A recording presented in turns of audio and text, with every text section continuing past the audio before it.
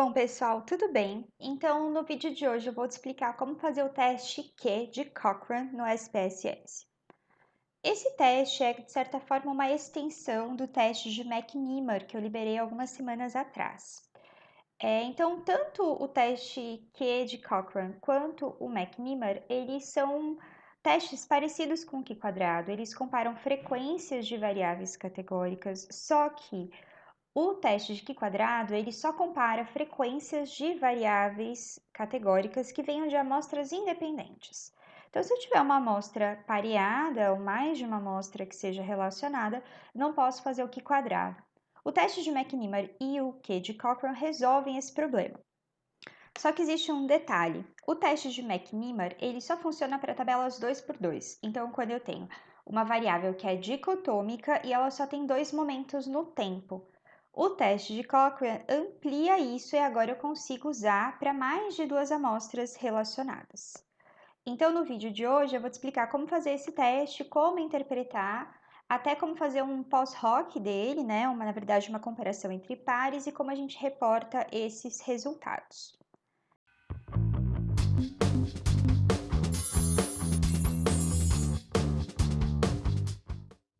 Então, a gente vai usar um banco de dados muito parecido com o que a gente usou para o McNemar. Então, a gente vai ter aqui um banco de dados com informações de 70 alunos que responderam a uma mesma questão de matemática em 3 momentos. No início das aulas, depois de 2 semanas de aulas e no final do semestre. E as respostas a essas questões foram classificadas como correta ou incorreta para cada pessoa. E o que a gente vai verificar é se existe uma alteração na proporção de resultados corretos ao longo do tempo. Então vamos lá. Primeira coisa, legal a gente entender o que está por trás, qual é a hipótese por trás do teste de Cochrane para a gente saber a qual conclusão a gente pode chegar. Então, o teste de Cochrane, ele está focado nisso, na proporção, tá? A gente está vendo frequência. Então, o que ele vai verificar é se a frequência de respostas corretas e incorretas do primeiro momento é diferente da frequência do segundo momento e se isso é diferente da frequência do terceiro momento. Essa é a hipótese por trás. E quando a gente vai fazendo o teste, eu vou reforçar de novo isso, vou te explicar o porquê que é bem importante a gente ter isso em mente. Então, vamos lá.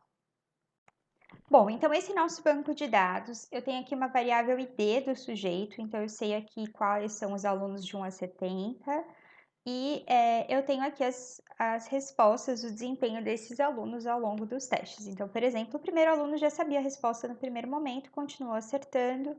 O segundo aluno errou no primeiro momento, errou no segundo e aí no final do semestre acertou. Teve aluno que errou sempre, né? Então, a gente tem esses três resultados. Como que a gente pede o teste de Cochrane? Então, para isso, a gente vem aqui em analisar testes não paramétricos, amostras relacionadas.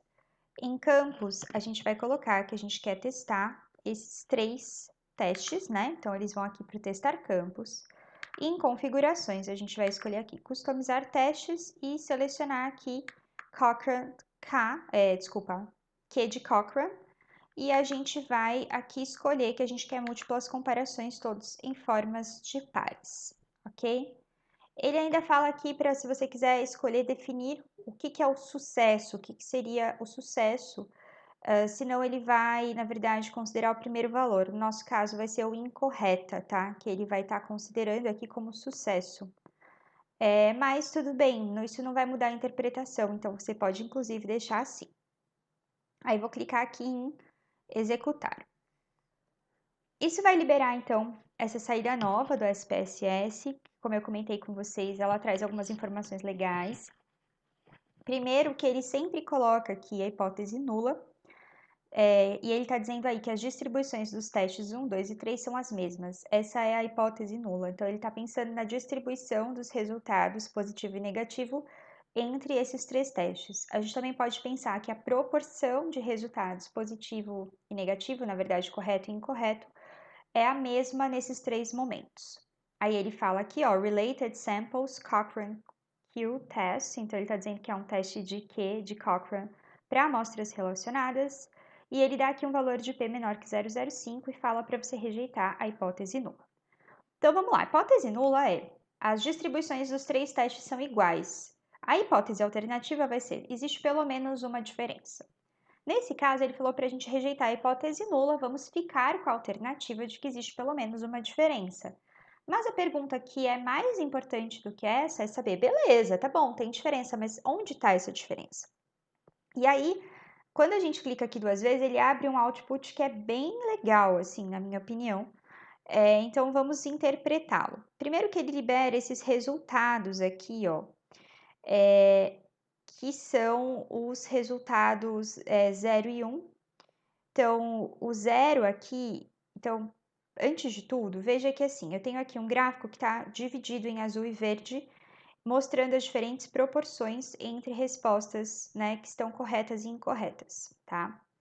E aqui, veja que aqui as proporções são super parecidas e aqui a proporção está bem diferente, ok? Então, isso já é um alerta para a gente. Provavelmente, só batendo o olho, a gente imagina que não existe diferença entre esses dois e existe diferença do teste 1 para o 3 e do teste 2 para o 3. Outra coisa que eu não gosto muito, porque daí você tem que ficar mais atento, é a forma como a SPSS libera isso com relação a essas 0 e 1.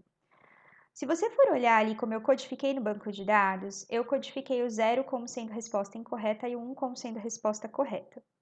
Só que aí, quando o Cochrane faz ali o teste, você lembra que tinha uma opção ali de clicar qual era o sucesso?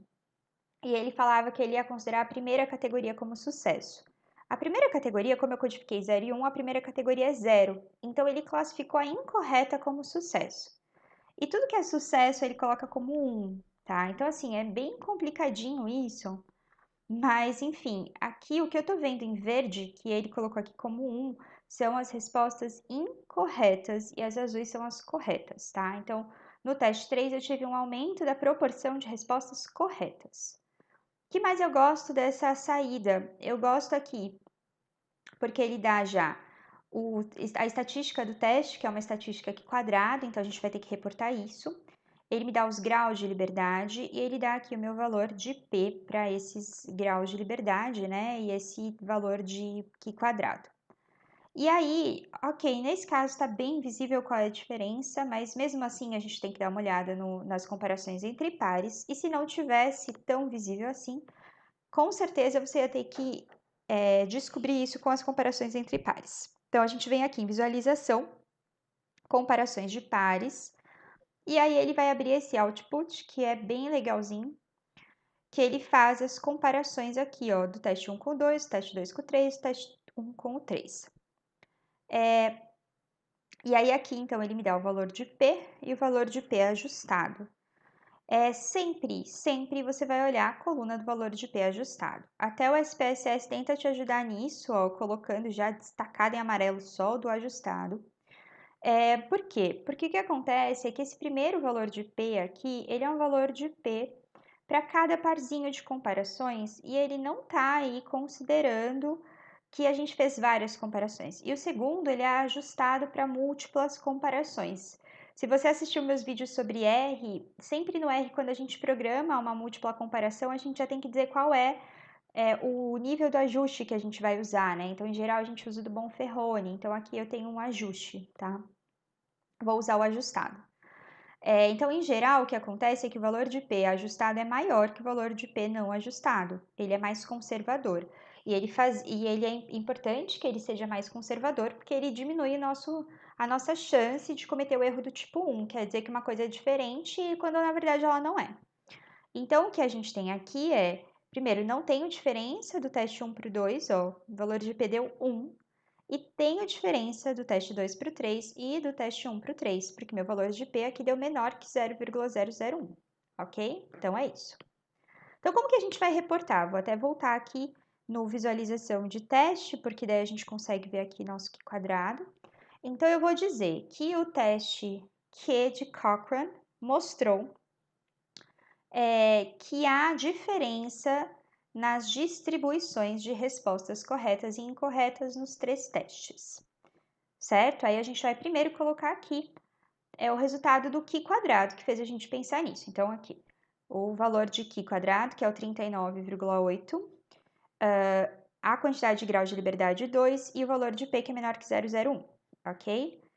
Aí a gente vai explicar onde é que está essa diferença com as comparações de pares, né? Então eu vou dizer, comparações entre pares subsequentes mostraram que a proporção de respostas corretas no teste 3 é maior do que no teste 2 e no teste 1. Viu o que eu fiz aqui? Eu já botei qual que está em maior proporção. O que eu descobri olhando esse primeiro gráfico aqui, ó. Mas aí a resposta já ficou completona, tá bom? Então a gente vai dizer isso, ok? Então é isso. Eu espero que esse teste tenha alguma utilidade para você. Espero que o vídeo tenha tirado dúvidas se você já precisou usar esse teste e não sabia muito bem. E como sempre, fica o pedido, se você curte o conteúdo do canal, por favor, curta os vídeos, comente, se inscreva no canal, ative notificações, toda essa interação é importante para valorizar o trabalho que eu faço aqui. E se você tem interesse nessa discussão estatística, eu faço uma discussão até mais teórica do que a gente faz aqui, lá no Instagram, no @estatística aplicada. Então, se você ainda não me segue por lá, fica a dica. É isso, até a próxima!